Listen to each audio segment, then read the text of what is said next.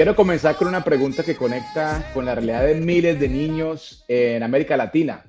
Cuando un niño crece rodeado de la violencia, abandono y miedo, pero alguien le muestra una oportunidad distinta, ¿qué es lo primero que cambia dentro de él?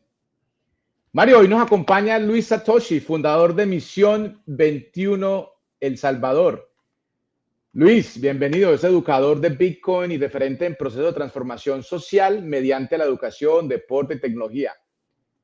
Tiene una formación en criminología, criminalística, filosofía, teología e inteligencia artificial.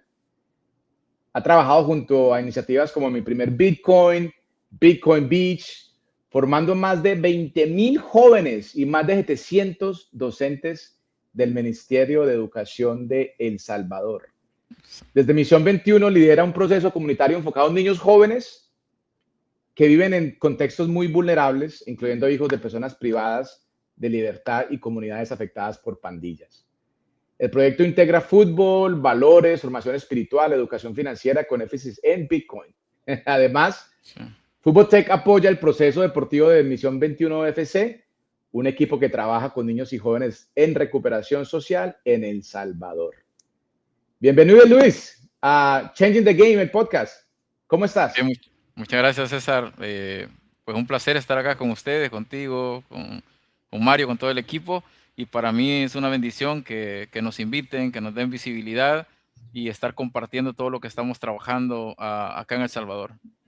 Bueno, Luis, para Eh, nosotros es admirable que tu labor y por eso quisimos invitarte hoy a nuestro podcast. Y bueno, queremos empezar directamente a hacerte una serie de preguntas, las cuales vamos a estar conversando este tiempo. Y César, iniciemos con Sí, este vamos a espacio. conocer a Luis, hermano. Vamos a conocer a Luis porque El Salvador, obviamente, el cambio tan drástico que ha tomado El Salvador en los últimos años. Luis, contanos cómo fue el crecer en El Salvador en medio de tantos años de violencia social, hermano, porque vos te ves que estás joven, hermano. Tengo 41 años, soy joven Dale. todavía. Está bien. Fíjate que pues fue gradual, digamos, la violencia en El Salvador. Comenzó en la capital prácticamente con deportados de los Estados Unidos que ya traían la idea de pandillas, de formar estas pandillas, y luego se fue expandiendo a todos los pueblos, los barrios. Entonces, imagínate que ya por los 90 todavía, hablar de pandillas solamente era en la ciudad de San Salvador, en la capital, pero ya para el año 97, 98 ya se estaba expandiendo a los departamentos y para el año 2005 estaba todo El Salvador lleno de pandilleros. Entonces fue bien difícil porque vos salías de tu casa como joven, los había visto crecer ahí en el vecindario, eran amigos y de repente andaban con las pandillas, entonces vivías entre ellos Wow. y o te hacías con ellos o eras amigos de ellos y si no les hacías caso de repente pues mataban a las personas, entonces fue muy difícil. Gracias a Dios, siempre le digo al equipo de trabajo, a William, a Irving, a Anthony, estamos vivos por la gracia de Dios porque nosotros nos metíamos a los barrios en ese tiempo y muchas veces, bueno, con William nos tocó que nos esperaban afuera, que querían como asesinarnos o algo, pasamos Wow. esos momentos difíciles también. Sí. Imagino que el ver esas experiencias con la realidad de esos jóvenes marcó tu vida, Luis. No, claro, Y, porque eran tus compañeros y de alguna forma los estabas viendo y tenías como dos opciones. Yo le decía a los chicos, a veces te sentías atraído por su mundo, porque es una realidad, la juventud nace en eso.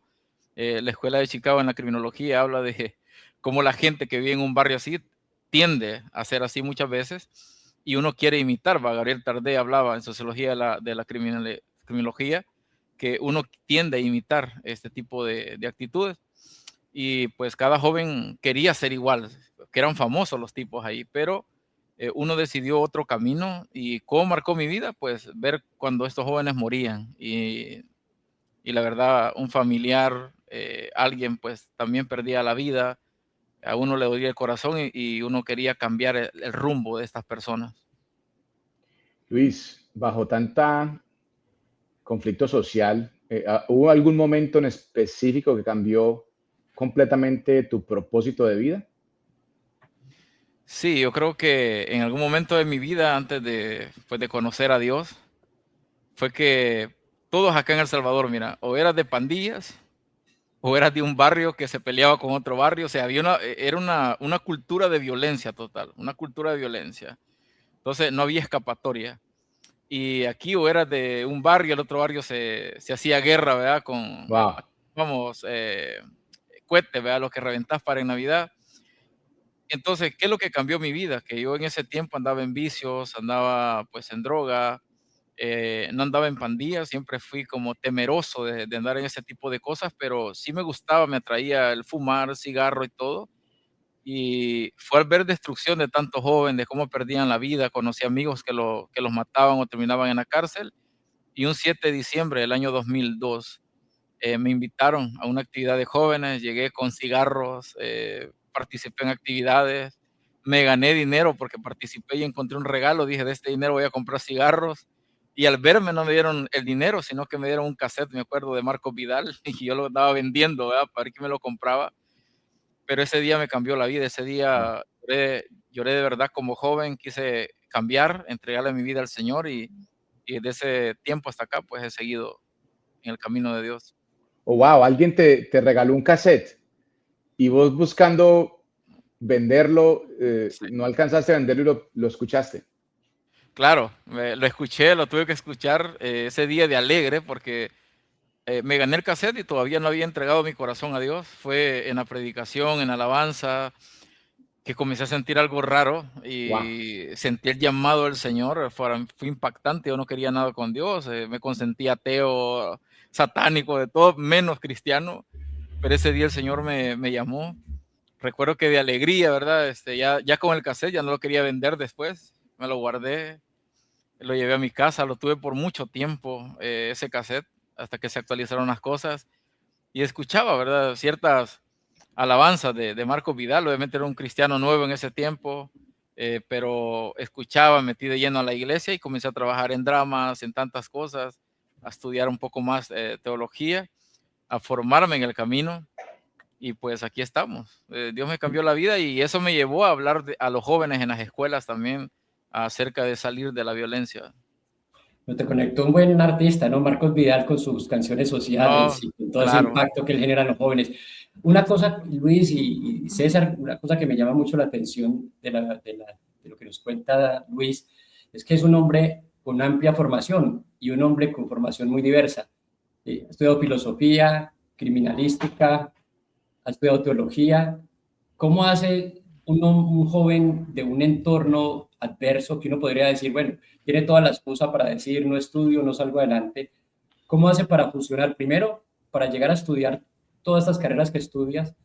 sí. ¿Y esto qué hace para que tú le puedas aportar a los jóvenes en los sectores de donde tú mismo saliste?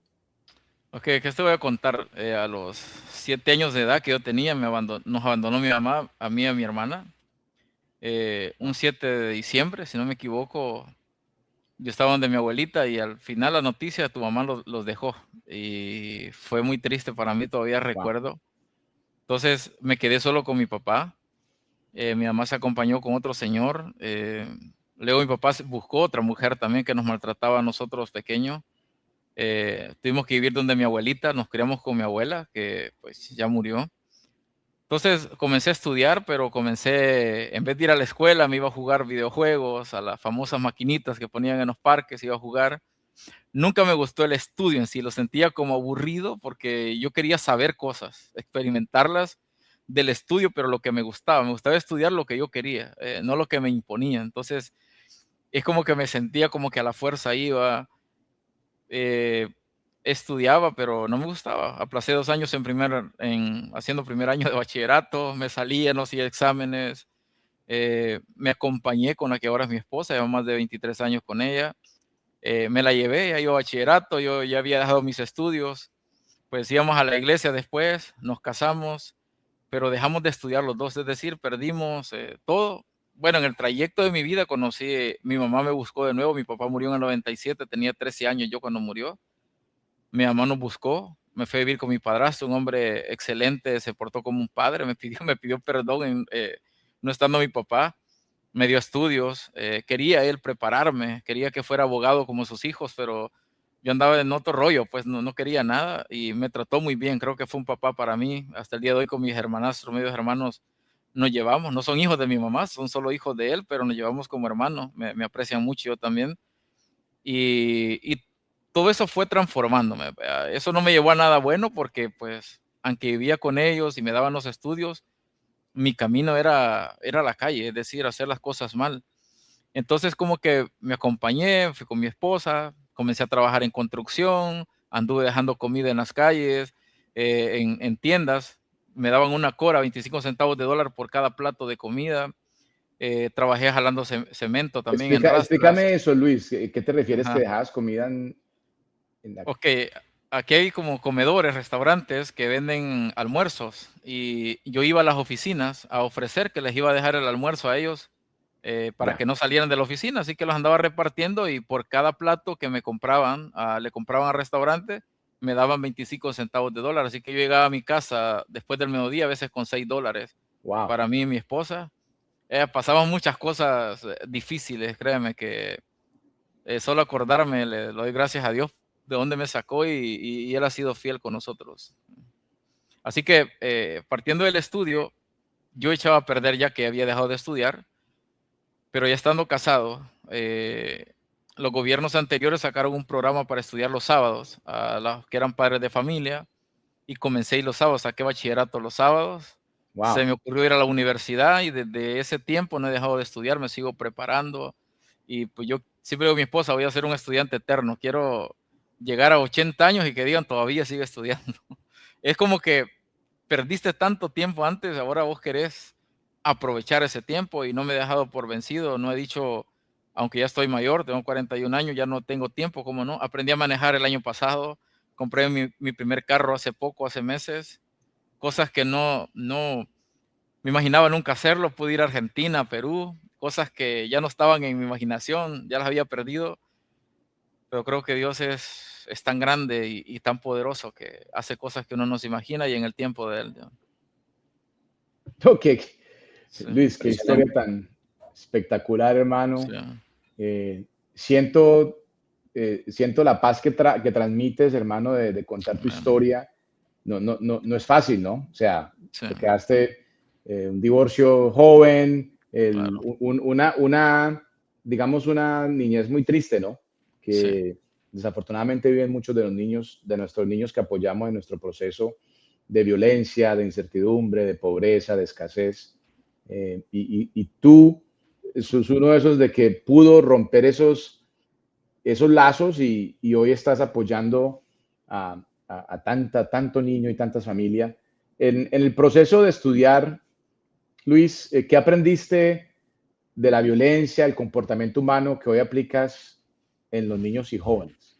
sí, fíjate que tuve la oportunidad de tener estudios en teología en una universidad de acá de El Salvador que se llama Universidad Luterana, donde la visión de ellos es bien comunitario. El hecho de que te preparan en la teología, obviamente de la liberación, aprendes muchas cosas académicas, pero la forma de trabajo de ellos es la comunidad, es que es Jesús en la comunidad, es Jesús en el barrio. Entonces, la preparación que ahí te dan es bastante grande. Entonces, vos comenzás a pensar en una teología pastoral muy diferente a la que te enseñan en una iglesia normal, de pastorear a los hermanos. Entonces, el barrio es las calles y eso comenzó a tocarme. Ya por el 2014, 2015 formé lo que es misión urbana, visitábamos la cárcel, hospitales, soy capellán también de la policía. Entonces comencé a formarme en esas áreas y a trabajar en prevención.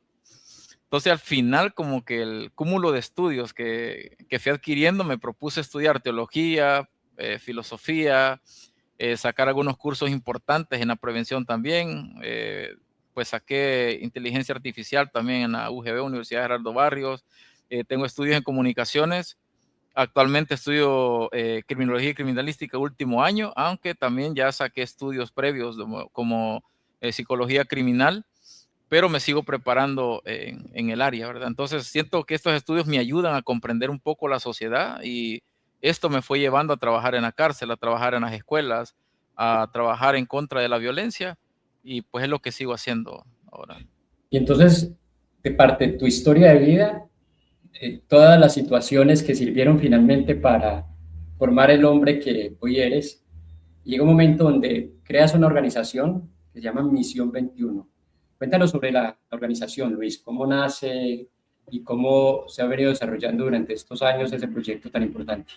Sí, fíjate que de acuerdo a estos estudios nace porque quería crear un movimiento muy diferente al de las iglesias. Te voy a decir, las iglesias trabajan de una forma que llegan a hacer un evento a un barrio, lo hacen, toman fotos, pero se van, abandonan a la gente, vuelven hasta el siguiente año a hacer un evento.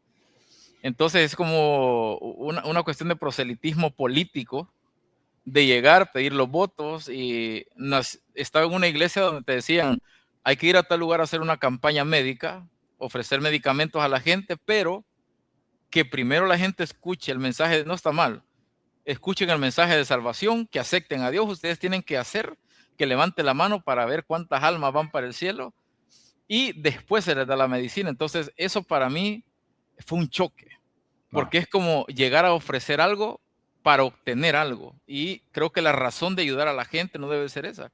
Quieras o no, uno quiere que lleguen a Cristo, sí, pero la razón de ayudar debe ser ayudar. Es decir, vengo a ayudarles, no a pedirles nada. Dios se va a encargar de hacer la obra en su momento. Entonces les invitamos que esté un tratado para que vayan a la iglesia, visítenos, llámenos, pero la idea de venir es ayudarle, no importando de qué iglesia ustedes sean. Entonces eso me cambió, creé Misión Urbana, íbamos a los lugares a hacer eventos, lo que hacemos con Misión 21 actualmente, solo que sin Bitcoin y sin el deporte. Obviamente solo el trabajo social.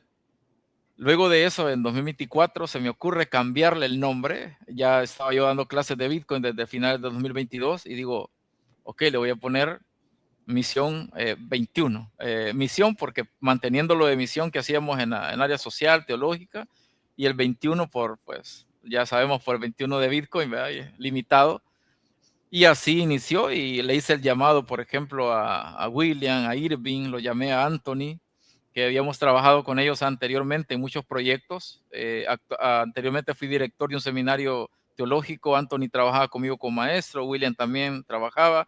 Irving fue mi alumno en la universidad cuando di el tema de Bitcoin en la Universidad Gerardo Barrio Salvador, la segunda universidad más fuerte del país. Irving se graduó de Bitcoin, así que le hice el llamado también, fue uno de los mejores alumnos. Y además Irving ya trabajaba en la comunidad, así que creamos Misión 21, les hice el llamado, comenzamos a trabajar y pues ya desde 2024, digamos, llevamos cerca de 2 años trabajando fuertemente en la comunidad, en el área deportiva, donde ahora Fútbol Taste también nos apoya, ¿verdad? Para seguir con el deporte, en el área espiritual, en el área económica y en el área pues social, cristiana, que estamos haciendo un trabajo grande en las escuelas y tenemos gente que nos apoya, recursos de nosotros también que ponemos y estamos haciendo la obra. Así que así nació Misión 21, haciendo una obra muy grande. Estos chicos que trabajan conmigo, créeme que han pasado casi un año trabajando a honores, es decir, hasta hoy en este tiempo, pues ellos reciben algunos satoshis de recompensa cada uno en el equipo, pero han pagado el precio de trabajar poniendo sus recursos para movernos a donde teníamos que movernos. Claro, César y la audiencia de nuestro podcast, una de las cosas que más nos ha llamado la atención de estar en Salvador y de compartir este proceso con Luis, con Misión 21, ha sido la población con la que ellos trabajan. Sabemos que alrededor de ustedes hay niños que han crecido en medio de la violencia, las pandillas, con conflictos muy diversos y que ustedes llegan a acompañarlos en la superación de estas violencias. ¿Cómo hacen ustedes ese trabajo con esos niños, Luis? Antes de conversar de otro tema, pero nos parece sumamente importante porque ustedes trabajan con los niños de muchos de los hoy personas que están en las cárceles, que hacen parte, hicieron parte de las pandillas que tanto afectaron tu país. Sí, fíjate que cuando tenía una de las iglesias en un pueblo, tuve niños en escuela bíblica que después se volvieron palabreros de las pandillas, eran jefes de pandillas. Oh, Ahora wow. algunos están muertos y presos y recibían palabra de Dios, Wow. pero algo estaba mal. Hace tiempo hacíamos una encuesta pues, de parte de la universidad a dónde estaba el foco más violento de las pandillas. Y fíjate que donde había más violencia de las pandillas, donde más iglesias habían en la comunidad. Oh, wow. Entonces, ¿qué estaba fallando? Realmente, ¿cómo estaba afectando el hecho de la religión, su trabajo con lo de la violencia? Era eso, no se acompañaba a la gente en el proceso, se le dejaba todas las cargas a Dios y no había gente preparada en cuestiones de violencia familiar, en cuestiones de niños abusados. Entonces, esa situación también nos llevó a prepararnos un poco más en el tema. Ahora, estos niños que estamos trabajando son de 3 comunidades. El Pedregal, que es donde más trabajamos fuertemente, que era un lugar donde las 2 pandillas se encontraban, se peleaban, y los niños no podían salir ni a jugar. Estamos trabajando más ahí. La otra es La Poza, que era un bastión de la pandilla MS, acá en Usulután, y lo otro es la Altamira, que era el bastión de la pandilla 18, o sea, 2 pandillas más Bueno, fuertes del país. Jaime, si nos contextualizas un poco, dale zoom out para ver en qué parte, para zoom out, para que nos ubiquemos en qué parte del mundo nos ubicamos. Estamos en Salvador, entonces puede ser el sur Sí, del Salvador, ¿no? exacto, al sur de Salvador. Sí. Y entonces tú notaste todos estos cambios o todas estas situaciones en estos pueblos, son ciudades pequeñas, pueblos, cómo los Aquí, puedes aquí es una describir? ciudad, estamos en el departamento de Usulután, pero estamos al sur, en unas colonias Ya, que hasta el día de hoy está estigmatizado. O sea, ya en El Salvador no hay pandillas, digamos, sí hay algunos escondidos, todavía los siguen encontrando, pero ya no está esa violencia. Entonces, pero la gente aún sigue entrando con miedo. O sea, estaba tanto la violencia que aún así sigue entrando con miedo a esos lugares. Así que, y están estigmatizados. Así que claro, en estos lugares, muchos niños de esos, sus padres están en la cárcel. Y hay un problema. En El Salvador se habla de paz y el presidente ha hecho y está haciendo un gran trabajo. Solo que de repente hay comunidades que se están dejando de lado. Por ejemplo, ¿qué va a pasar con estos niños? Y a mí me llama la atención un niño de estas comunidades porque me le acerqué un día y le digo, hey, vamos a venir a trabajar, va a venir la policía también a jugar con usted. Y me dijo, no, yo no quiero ver a esos policías. Policías llevaron a mi papá y yo los voy a matar. O sea, y comprendí la cuestión de violencia, que hay un resentimiento que hay en esta familiar y estos niños, que si crecen con ese resentimiento, y esto lo hablamos en cuestiones de criminología, la violencia que tenía El Salvador a la que viene después no va a ser ni comparable, va a ser unas 3 veces mayor la violencia que va a existir aquí en el país si no se trabaja con estos niños. Ahora bien, eso es lo que El Salvador ahora en política de seguridad está haciendo, llevando a los niños ciertos cursos, que los niños se metan más a los estudios, trabajando más con la niñez en las escuelas, que reciban clases de Bitcoin. Pero ¿cuál es nuestra parte? Trabajar en la comunidad donde muchas veces el gobierno nos gusta llegar, pues nos nosotros llega, ya no, exacto. exacto, no ser parte del problema, sino ser parte de la solución, llegar y trabajar con estos niños y instalarlos donde era bastión de las pandillas.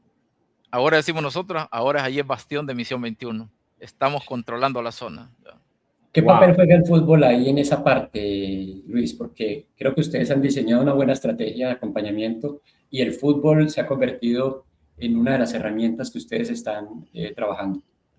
Sí, fíjate que en el Pedregal ya los niños querían desde hace tiempo, pues ellos tienen una cancha cerca, pero no la usaban por el problema de las pandillas.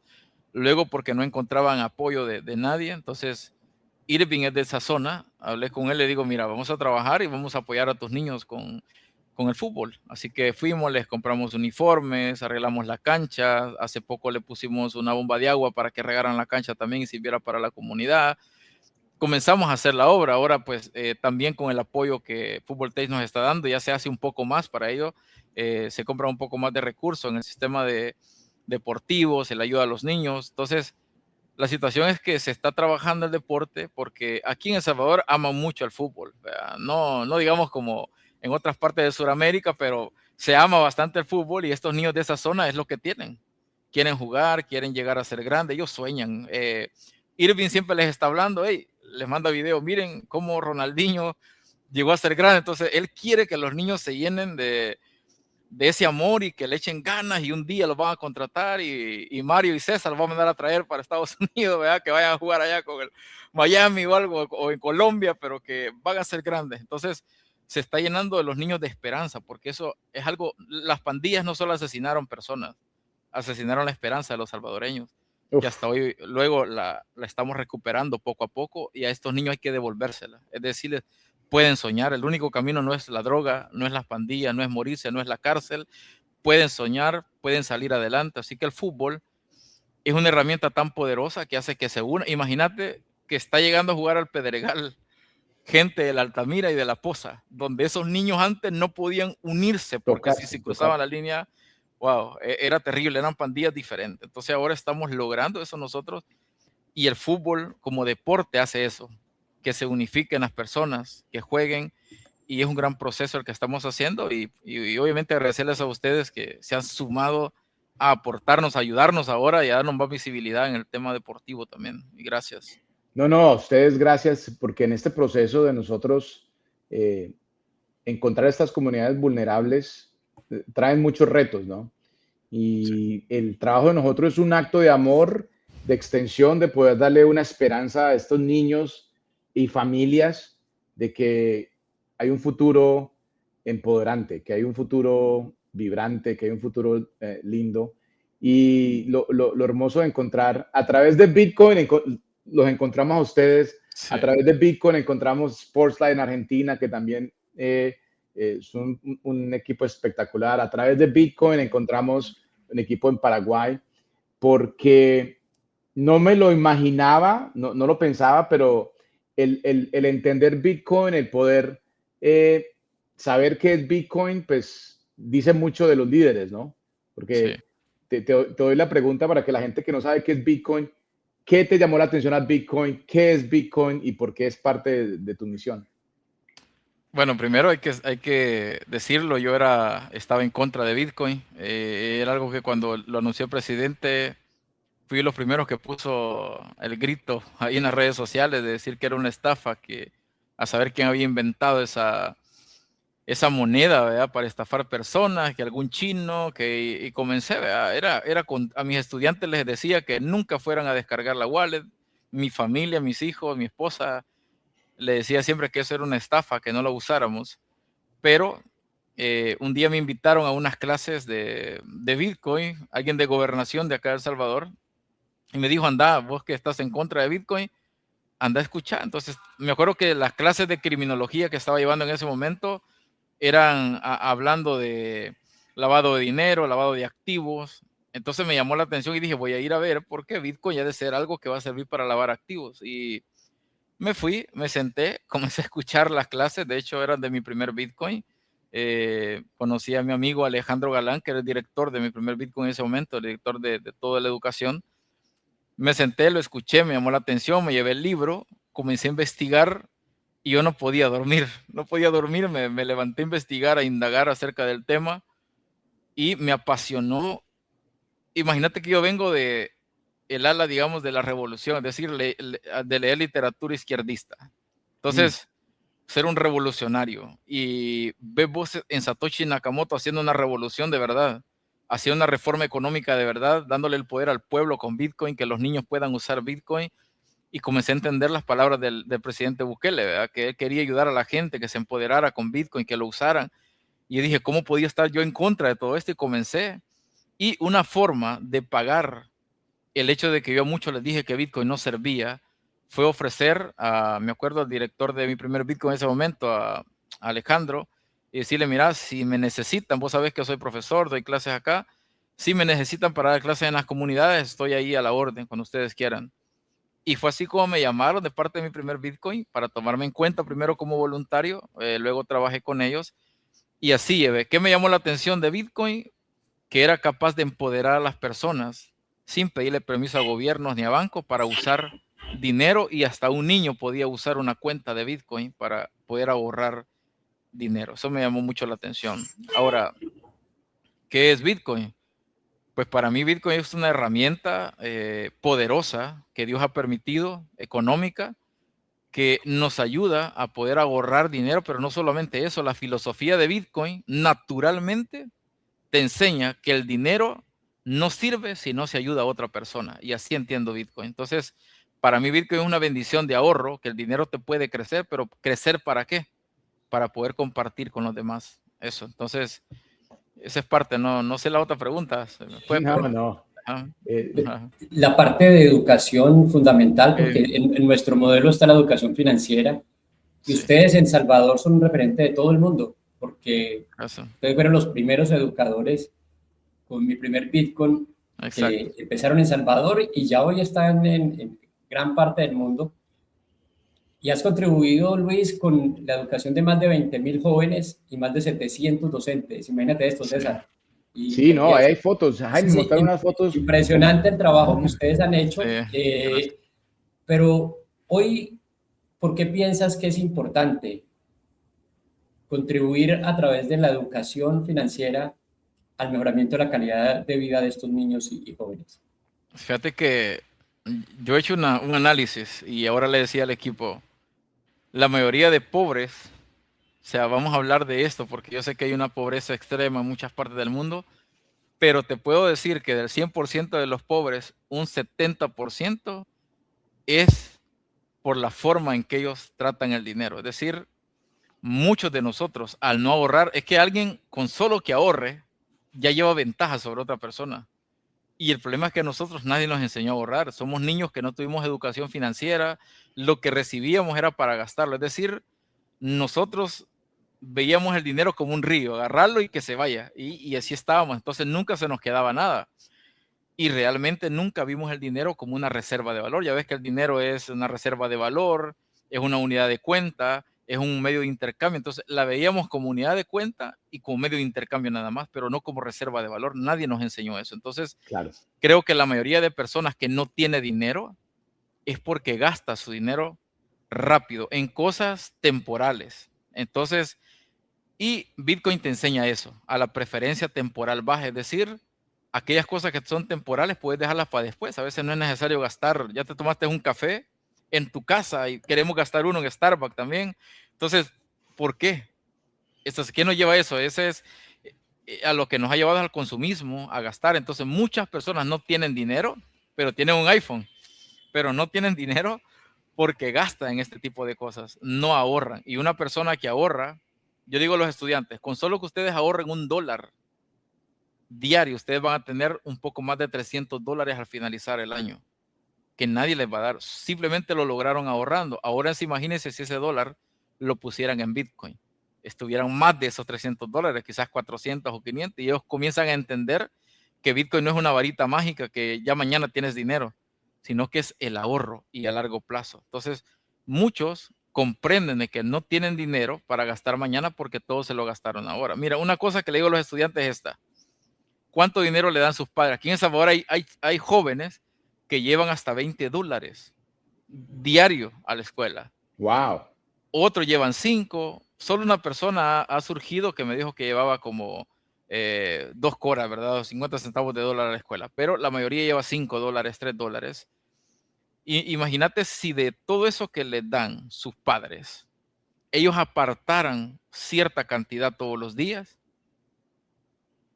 de aquí a 2 años de que salgan de estudiar, tienen mucho dinero, pueden poner un negocio que ellos quieran, pueden invertir en algo, pero como la mayoría cree que sus papás le dan $5 y esos $5 la meta es gastárselo ese mismo día, por eso que están sin dinero. Entonces le digo, la meta tuya debe ser, me dan $5 ahora, voy a guardar una parte de esto, porque tus papás no todo el tiempo van a estar. Y les cuento parte de mi historia de cuando mi papá murió.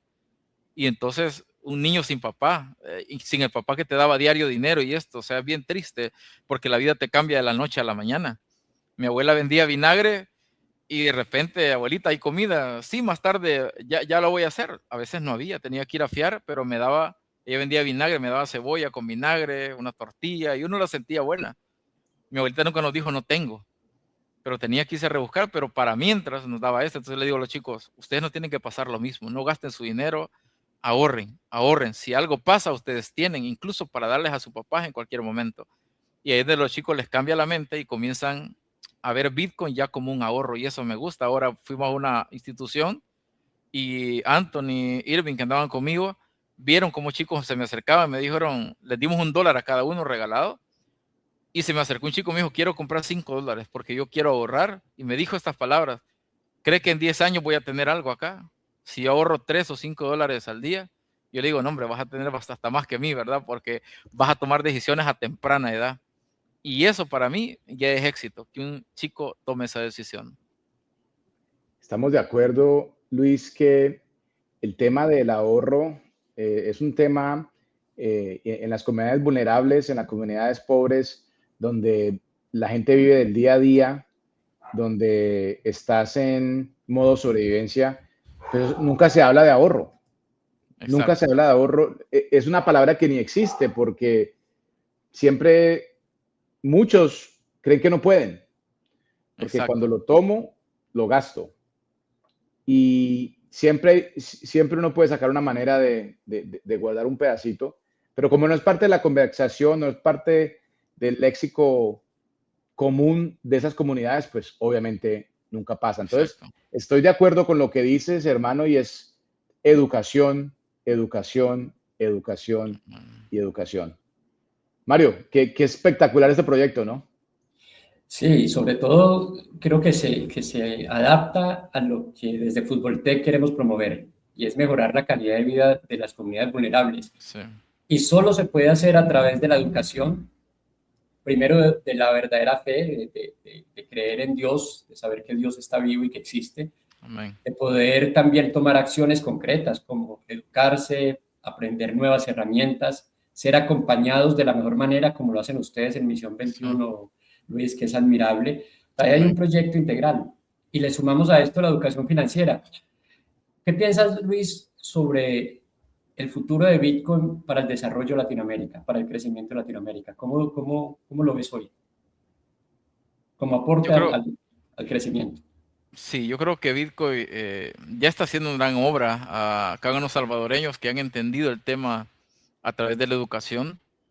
Y Misión 21 es parte, estos niños que están recibiendo este apoyo es parte de la evolución y la revolución que Bitcoin está causando en el país, debido a que parte de lo que Misión 21 usa es Bitcoin. Y ese Bitcoin ya ha llegado por eso, porque hemos entendido, porque nos hemos promovido, porque lo usamos Bitcoin y hemos entendido cómo funciona. Y eso ha permitido, porque imagínate, si solo usáramos dinero fiat, billetes, de hecho muchas donaciones sería muy difícil porque obviamente el sistema, tantas cosas, y esto de Bitcoin ha permitido incluso que donadores me digan, mira, dame la wallet de un niño que vos elijas, le quiero mandar algo directamente. Eso no sucede con el dinero fiat.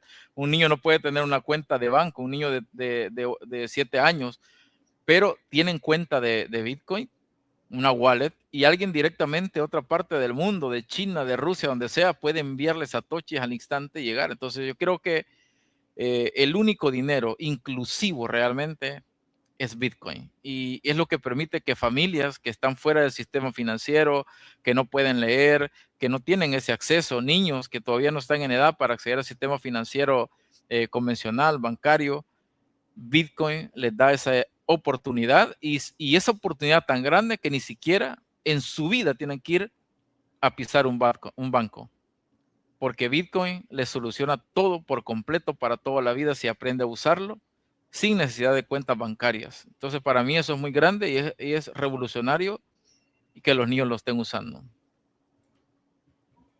Hoy Fútbol Tech acompaña el proceso deportivo de Misión 21. ¿Cómo ves, Luis, qué significa para ustedes construir alianzas internacionales alrededor de los niños?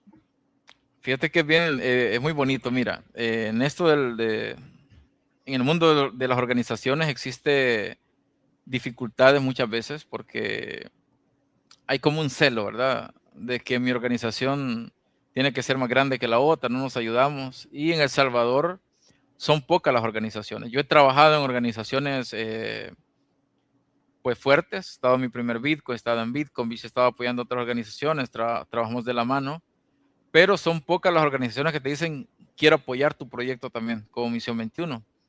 Entonces, gracias a Dios, digamos, ha habido personas que nos han apoyado, pero alianzas, aquí, por ejemplo, alianzas muy fuertes no existen. Creo que una de esas alianzas ha sido con ustedes, que han creído en el proyecto, que han creído en nosotros y han dicho, pues, hey, apoyemos a estos chicos, ¿verdad? Y para nosotros ha sido bueno porque nos han tomado en cuenta también. Pues el equipo se siente bien con ustedes. Obviamente queremos echarle ganas, queremos crecer mucho también, estamos luchando por crecer y es bueno conseguir aliados y amigos que te digan, queremos que crezcas también como nosotros. Y yo sé que ustedes están, o sea, tienen una expansión bastante grande y para nosotros es bonito también que nos apoyen a crecer, ayudarnos en todo esto, porque no es fácil. En nuestro país a veces no existen las personas que, pudiendo ayudar, se sumen a ayudarte. Te digo, una vez le pregunté a alguien y le digo, necesito que me dones $100 para un refrigerio. No teníamos nada. O sea, te estoy hablando que Misión 21 ha ido creciendo, son aportes personales míos acá en Misión 21, de trabajo, de ahorro, son aportes como organizaciones como ustedes que llegan, otras personas que nos colaboran así, y otra persona que en algún momento nos colaboró fuertemente. Hey, denle en esto, tienen para unos meses aquí, pero échenle ganas. Es una persona de por ahí, ¿verdad? Que ha trabajado también en mi primer Bitcoin antes, les apoya y decidió apoyarnos. Pero han sido personajes como Alan, Adam, que son hermanos en Cristo, nos ayudan, organizaciones como Fútbol Tech, pero le digo a una persona que es cristiana y trabaja en una organización de Salvador, le digo, quiero que me regale $100 para un refrigerio, unos niños tienen una actividad. Y me dijo, ¿dónde está la comunidad? Ah, fíjate que está en tal comunidad. ¿Y qué hay de turismo ahí?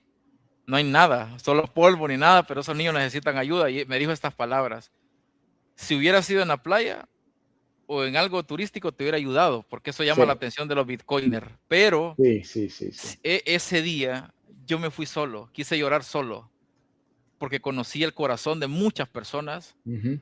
que hipócritamente salen en redes sociales hablando que ayudan a la comunidad, pero en realidad no lo hacen de corazón y dejan de lado estas comunidades. Y eso me dio fuerza para decir, Sí, un día no les voy a estar pidiendo nada, un día no les voy a pedir nada, y eso es lo que nos ha mantenido a nosotros con gente que ya nos apoyaba. Yo sí los molesto, hey, ¿cómo estamos? Hacer actividad, gente como ustedes que nos ha creído en nosotros, pero hay gente que espero nunca volver a molestar, porque yo sentí que no fue un ataque contra mí, fue despreciar a niños que porque no nacieron en la playa de la Libertad, no nacieron en los al volcanes, no lado de las nacieron en palmas. lugares así. Exacto. Entonces, Luis, contigo podríamos conversar, claro. hacer muchos podcasts. Eh, Quisiéramos hacerte un par de preguntas antes de finalizar. Y una de ellas es, justo como terminabas ahora, ¿tú qué le dirías a un niño que nació sin oportunidades hoy?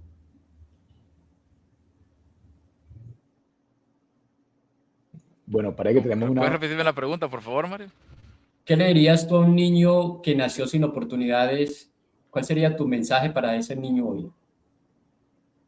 Pues decirle a este niño que no se preocupe, que Dios tiene un plan para cada uno de nosotros y que las oportunidades van a llegar en el momento que menos espera. No importa el tiempo, no importa cómo, solo que sueñe, que crea que esa oportunidad va a llegar y que Dios nunca nos va a dejar solo, que va a mandar a las personas correctas para apoyarnos, que nunca es tarde para salir adelante, que no está solo y que Dios está con él y que muchas personas también están con él y que va a cumplir todo lo que se proponga y ponga en las manos del Señor. Eso. qué lindo mensaje, Luis, y voy a pedirle a Jaime que ponga el enlace de Misión 21 en footballtech.org. Aquí está el enlace, aquí abajito está el enlace del equipo de Luis y William, todos los niños y niñas que son parte de esto. Y nuestra razón de ser es, y de mostrar esto y de entrevistar a William, a Luis, es que la gente vea el proyecto, que conozcan a Luis, que conozcan cómo empezó, que conozcan que hay niños que no están en la playa, que están en pueblos. A mí me pasó algo muy similar. Una entidad de seguridad no quiso ayudar a una parte de Colombia porque era muy peligrosa.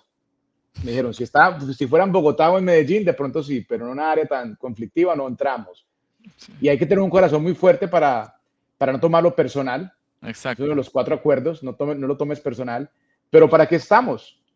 Nuestra misión aquí, Luis, y los que nos están viendo este podcast, es que alguien visite este enlace de footballtech.org, misión 21, y conozca el proyecto.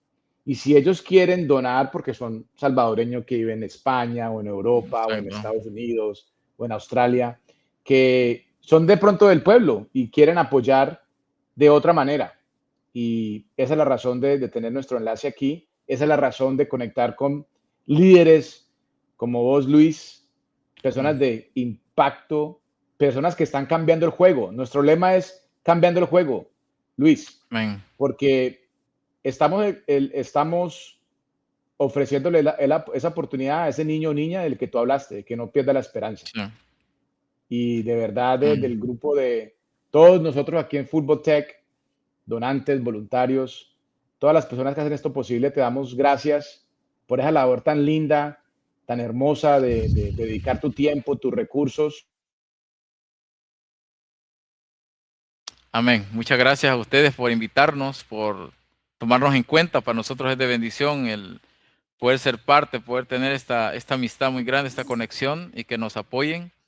Así que les agradezco todo el apoyo que nos están dando y pues vamos a seguir adelante y que todos los niños del mundo, si es posible, ¿verdad? Alguien con organizaciones similares, nosotros lleguemos a ellos y podamos cambiarles la vida. Bueno, de esta manera llegamos pues al fin de nuestro podcast el día de hoy. César, un mensaje final para toda nuestra audiencia.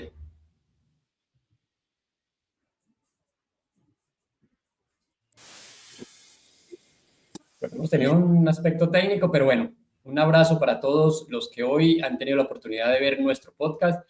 Los invitamos para que cada miércoles conectemos, sigamos con estas historias que inspiran y sigamos creyendo que un futuro mejor es posible. Muchas gracias, Luis. Y bueno, César, despide este espacio.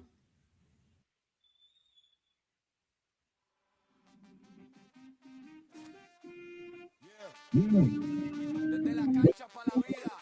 Fútbol Tech. Changing the game. Desde el barrio donde el sueño se apaga, llega una luz que la historia rehace la saga. Niños con hambre de más que comida y ahora tienen futuro, visión y salida. No es solo fútbol, es mente y enfoque. Inglés en la cancha rompiendo el bloque. Ping-pong